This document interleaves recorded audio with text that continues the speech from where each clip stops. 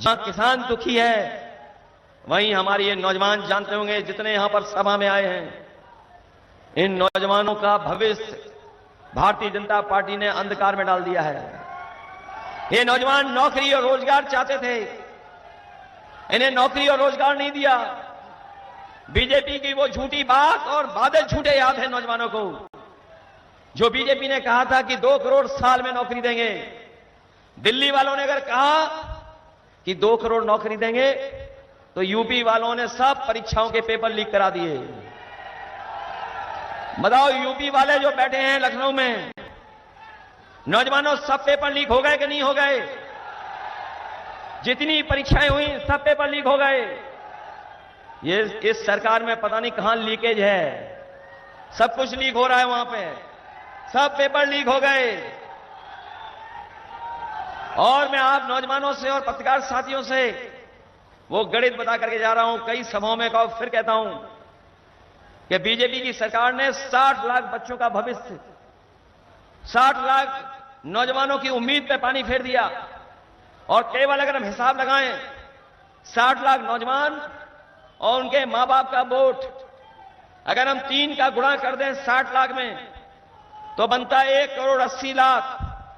और अगर 1 करोड़ 80 लाख का भाग दे देंगे 80 लोकसभाओं से, तो हर लोकसभा में बीजेपी का 2,25,000 वोट कम हो गया। बताओ पत्रकार साथियों, गणित ठीक है कि नहीं ठीक है? अगर 2,25,000 वोट कम हो गया, तो बताओ भरपाई कहां से करेंगे? नौजवानों, केवल आपकी नौकरी नहीं छीनी इन्होंने, आपका 1/3 जीवन बर्बाद कर दिया, या 1/3 जीवन आपका बर्बाद कर दिया। सोचिए, आपका 1/3 जीवन इन्होंने बर्बाद कर दिया, और एक कदम और आगे जा रहे हैं। हमारा नौजवान तैयारी करता था फौज की भर्ती के लिए, दिन रात मेहनत करता था, दौड़ता था, दौड़ लगा करके ट्रेनिंग करता था। लेकिन देखिए आप फौज की भर्ती को क्या कर दिया, अग्निवीर की भर्ती। ये 4 साल की नौकरी कर दी। नौजवान अगर फौज में वर्दी पहन करके देश की रक्षा करने जाना चाहेगा, तो 4 साल की नौकरी कर दी। हम अपने नौजवानों से कह करके जा रहे हैं, ये अग्निवीर वाली व्यवस्था हम लोग कभी स्वीकार नहीं कर सकते, क्योंकि अग्निवीर व्यवस्था में न पेंशन है, न सुविधाएं हैं, ना ही आपका कोई सम्मान है, ना कोई आपको विशेष लाभ देती है सरकार।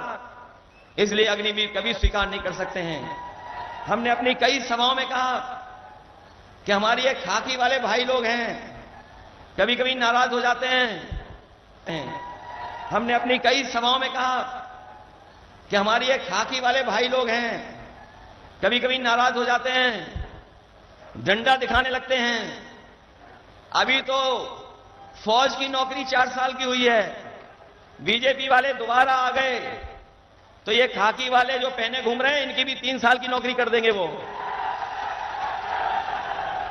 बताओ, किसी को पता था कि फौज की नौकरी 4 साल की हो जाएगी? कहे ये सवाल तुझसे पत्रकार साथी कि आप क्यों कह रहे हो कि इनकी खाकी वालों की 3 साल की नौकरी हो जाएगी? ये दूसरी वाली ड्रेस भी दिखाई दे रही, इनकी भी 3 साल की नौकरी हो जाएगी। मैंने कहा कि बताओ, अग्निवीर किसी को पता था क्या? किसी को पता नहीं था कि अग्निवीर व्यवस्था लागू हो जाएगी। 4 साल की नौकरी कर दी। बताओ, किसी को पता था कि नोटबंदी हो जाएगी? इसीलिए हो सकता है सरकार कोई भी फैसला ले ले, इसलिए सावधान रहिए। मतदान के साथ साथ आपको सावधान भी रहना पड़ेगा, क्योंकि जिन लोगों ने मन की बात की है, उन्होंने कभी संविधान की बात नहीं की। जो मन की बात करते हैं वो संविधान की बात नहीं करते।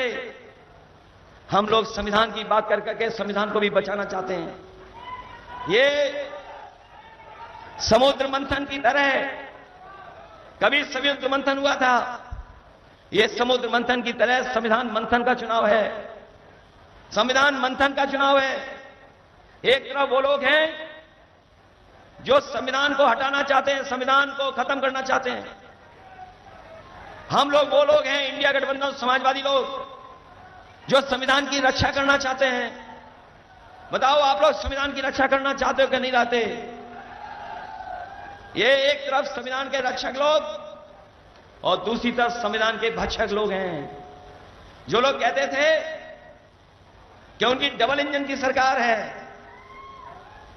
इनके बड़े बड़े होर्डिंग देखे आपने? अब होर्डिंग से एक इंजन गायब है। जो बड़े बड़े होर्डिंग लगे हैं उससे एक इंजन गायब है। और दिल्ली वाले जिनके लिए वोट मांग रहे हैं उनको, वो भी होर्डिंग से गायब हैं। जो पार्टी पहले ही गायब कर दे और जब जनता वोट डालेगी तो जो अकेली फोटो होर्डिंग में दिख रही है वो भी गायब हो जाएगी। और आपको याद होगा कि समाजवादियों ने बहुत काम कर करके दिखाया था। समाजवादियों ने जब भी मौका मिला सरकार में रहने का, चाहे सड़क हो, पुल हो, बिजली का इंतजाम हो, हम तो जानते हैं कि आपके विधायक बहुत तेज तर्रार हैं, सबसे ज्यादा सब स्टेशन बनवाए होंगे। और न केवल यहां, आसपास भी सबसे ज्यादा सब स्टेशन बने, सड़कें बनी, अस्पताल का इंतजाम हुआ, इलाज का इंतजाम हुआ, एम्बुलेंस भी चलाई समाजवादियों ने। बीजेपी के लोगों ने एम्बुलेंस खराब कर दी। बताओ एम्बुलेंस खराब हो गई कि नहीं हो गई? ये 100 नंबर वाली गाड़ी पुलिस को दी थी जो फोन करने पर आपकी मदद के लिए पहुंच जाए। ये 100 नंबर का 112 कर दिया। और जब से सरकार ने नंबर बढ़ा दिया तो हमारी पुलिस को भी लग रहा है कि उन्हें भी वसूली बढ़ा देनी चाहिए। 100 से 112 हुआ और इन लोगों ने भी अपनी जो वसूली थी वो बढ़ा दी। और वसूली इतनी हुई है सरकार में जिसकी हम और आप लोग कल्पना नहीं कर सकते। बताओ इलेक्टोरल बॉन्ड से वसूली की बीजेपी ने कि नहीं की? ये अखबार वाले, टीवी वाले दिखाएं ना दिखाएं, क्योंकि इनके साथ मुश्किल है। ये उसी का कहते हैं जिसका दाना उसका गाना। लेकिन इलेक्टोरल बॉन्ड ने, जो इलेक्टोरल बॉन्ड थे उसने बीजेपी का बॉन्ड बैंड बजा दिया। बॉन्ड ने बैंड बजा दिया कि नहीं बजा दिया? कभी कोई चंदा देता है इतना? कोई किसी से 1,000 करोड़ वसूल लिया, किसी से 600 करोड़ वसूल लिया, किसी से 500 करोड़ वसूल लिया। और जिसकी ये लोग वैक्सीन लगवा रहे थे, हमें आपको, जिस कंपनी की हमें और आपको वैक्सीन लगवा रहे थे ये लोग, बताओ उससे भी पैसा वसूल लिया कि नहीं वसूल लिया? कम से कम हमने तो नहीं वैक्सीन लगवाई इनकी, हम बच गए उससे। लेकिन जो वसूली हुई है, ये जो वसूली हुई है उसी की वजह से ये महंगाई है। अगर कंपनियों से इतनी वसूली नहीं होती तो इतनी महंगाई बाजार में नहीं होती। ये जो इलेक्टोरल बॉन्ड लिए इन्होंने, इलेक्टोरल बॉन्ड लिए हैं, उससे भी इनकी महंगाई बढ़ी है। और पूरे देश का हिसाब किताब लगा लो आप।